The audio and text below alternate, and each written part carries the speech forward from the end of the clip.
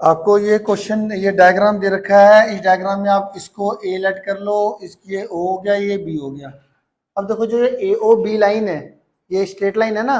अब इस straight line के ऊपर ही ये तीनों एंगल्स हैं। इस ए ओ बी लाइन पे ही तीनों एंगल्स है ना, तो तीनों एंगल का सम कितना होगा? 180। तो आप इसको लिखते कैसे हो? सिंस यहाँ पर क्या है, A O B is a line, A O B is a line, therefore इस लाइन पर ही तीनों एंगल्स हैं, तो इन तीनों एंगल का सम कितना हो जाएगा? 180। 2x plus 3x plus 30 degree, इन तीनों एंगल का सम 180 डिग्री। इस 30 डिग्री को आप राइट में भेज दो, 180 डिग्री माइनस 30 डिग्री कितना आ जाएगा? 50 डिग्री। और ये 2x प्लस 3x कितना आ जाएगा? 5x। तो 5x कितना आ जाएगा? 50। x की वैल्यू कितनी आ जाएगी? 50/5 कैंसिल होके x की वैल्यू कितनी आ जाएगी? 150। और ये आ जाएगी हमारे पास 150 को 5 से कैंसिल करके 30 डिग्री, 30 डिग्री। ठीक है,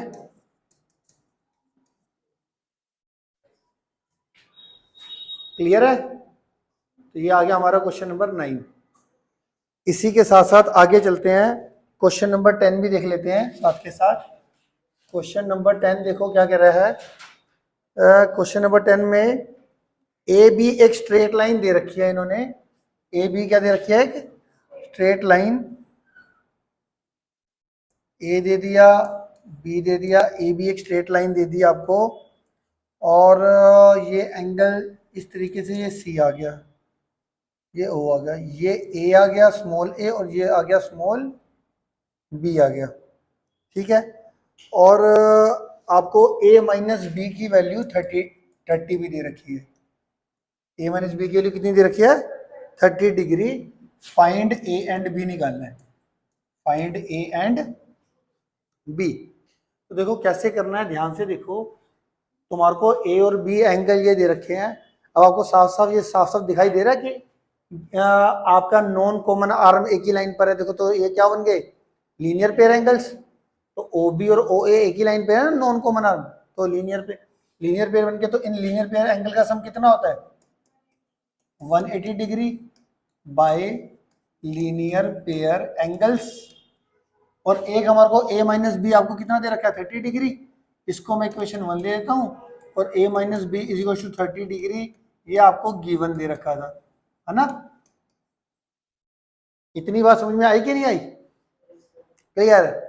अब इसके आगे देखो कि भैया अगर आपके पास दो वेरिएबल की दो इक्वेशन अगर आपके पास है, ध्यान से सुनो मैं क्या बोल रहा हूँ।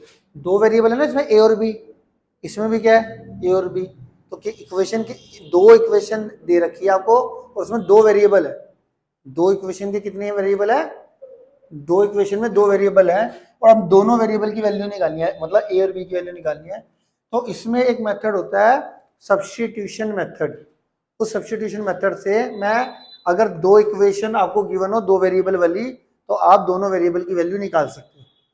कैसे? वो देखो, मान लेता हूँ पहली इक्वेशन में से, फ्रॉम 1 में से आप क्या करो, किसी एक वेरिएबल की वैल्यू निकाल लो। दो वेरिएबल है ना, एक वेरिएबल की वैल्यू निकाल देते हैं। तो मैं ए की वैल्यू निकाल रहा हूँ, तो ये प्लस भी उधर जाके क्या हो जाएगा? माइनस का भी, है ना। और उसको आपने पुट करना है सेकेंड में। पुट इन इक्वेशन 2, ए की वैल्यू 180 माइनस बी को आपने पुट कर दिया 2 में, तो ये आ गया आपके पास। ठीक है, अब ये 180 आ गया, और ये माइनस का 1 भी, माइनस का 1 भी, माइनस का 2 भी, बी के आगे कुछ नहीं है तो 1 होता है, आपको पता ही है। -1 भी, -1 भी, माइनस का 2 भी, ये आ गया। अब ये 180 को आप राइट साइड भेज दो, तो 180 तो हमारा कितना आएगा? माइनस का 2 भी इज इक्वल टू 30 माइनस, ये 180 लेफ्ट में जाएगा तो राइट में जाएगा तो -180, तो प्लस माइनस माइनस साइन बड़े वाले का, -150, माइनस से माइनस कैंसिल, बी कितना आ जाएगा? 150/2, कैंसिल होके 150 को 2 से डिवाइड करेंगे तो कितना आ जाएगा? 75। बी की वैल्यू कितनी आ गई? 75। अब इस b की वैल्यू को आप, जो आपके पास दो इक्वेशन थी, ठीक है, आप इन दोनों में से किसी में पुट कर दो, बट मैं कहाँ पे पुट करता हूँ, जहाँ पे आपने एक वेरिएबल की वैल्यू निकाली थी ना, ये यहाँ पे पुट कर दो, डायरेक्ट पता चल जाएगा। तो b की वैल्यू मैं इक्वेशन 3 में पुट कर रहा हूँ, पुट इन इक्वेशन 3। आप कहीं पे भी कर सकते हो, 1 2, जो 3 इक्वेशन है वो तो 1 में से ही आई है एक्चुअल में देखा जाए तो। यहाँ पे a की वैल्यू कितनी आ जाएगी 180, b की वैल्यू कितनी थी 75। 180 में से 75 माइनस करके कितना आ जाएगा 105 डिग्री। मेरी बात समझ में आ गई आपको, क्लियर है कि दोबारा समझाऊं?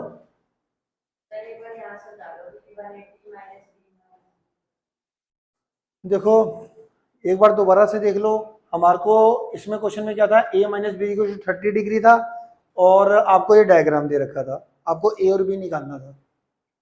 अब आपको पता है a और b यहाँ पर क्या है, लीनियर पेयर एंगल है, तो इन लीनियर पेयर एंगल का सम कितना हो जाएगा 180, और एक आपको इक्वेशन a माइनस बी क्या दे रखी थी। अब आपके पास a और b में दो इक्वेशन आ गई, a और b में कितनी इक्वेशन आ गई, दो, और a और b दोनों की वैल्यू निकालनी है। तो हम क्या करते हैं, हम इनको इन दोनों दो इक्वेशन में, दो इक्वेशन गिवन हो दो वेरिएबल वाली, तो आप सब्स्टिट्यूशन मेथड की हेल्प से a और b की वैल्यू निकाल सकते हो। वो सब्स्टिट्यूशन मेथड अप्लाई कैसे करते हैं, वो देखो कैसे करते हैं कि मान लेते ये दो इक्वेशन है, किसी भी एक इक्वेशन में से, चाहे 1 में से चाहे 2 में से, आपकी मर्जी है वैसे। तो मैंने इक्वेशन 1 में से एक दो वेरिएबल होते हैं ना, एक वेरिएबल की वैल्यू निकाल लो, तो मैंने a की वैल्यू निकाल दी, प्लस b को वहां पे भेज दिया माइनस b, तो एक वेरिएबल की वैल्यू इक्वेशन 1 में से निकाल ली a की वैल्यू। इस a की वैल्यू को आपने फिर दूसरी वाली इक्वेशन में पुट करना, उसी में मत पुट कर देना, जिसमें से निकालते हैं उसमें नहीं पुट करते। अब मैंने इक्वेशन 1 में से निकाली है a की वैल्यू, तो उसको मैं पुट किस में करूंगा, सेकंड में। तो मैंने 180 माइनस बी को पुट कर दिया सेकंड में, तो a की वैल्यू 180 माइनस बी यहाँ पे पुट करी, और ये माइनस बी का minus B as it is, A की जगह पे 180 माइनस बी पुट कर रहा है, बट ए की जगह पे पुट कर रहा है ना, ये माइनस बी तो बचा ही हुआ, ये माइनस बी का minus B as it is. अब ये -1b -1b -2b, और ये प्लस का 180 को मैंने राइट साइड भेज दिया, माइनस का 180, प्लस माइनस माइनस साइन बड़े वाले का -150 आ गया, माइनस से माइनस कैंसिल, और ये 2 जो मल्टीप्लाई में था वो डिवाइड में चला गया, कैंसिल होके 75 आ गया।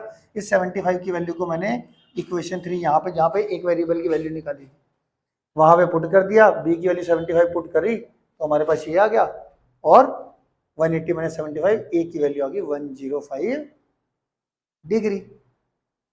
देख लो, क्लियर है, ये हमारा क्वेश्चन नंबर 10।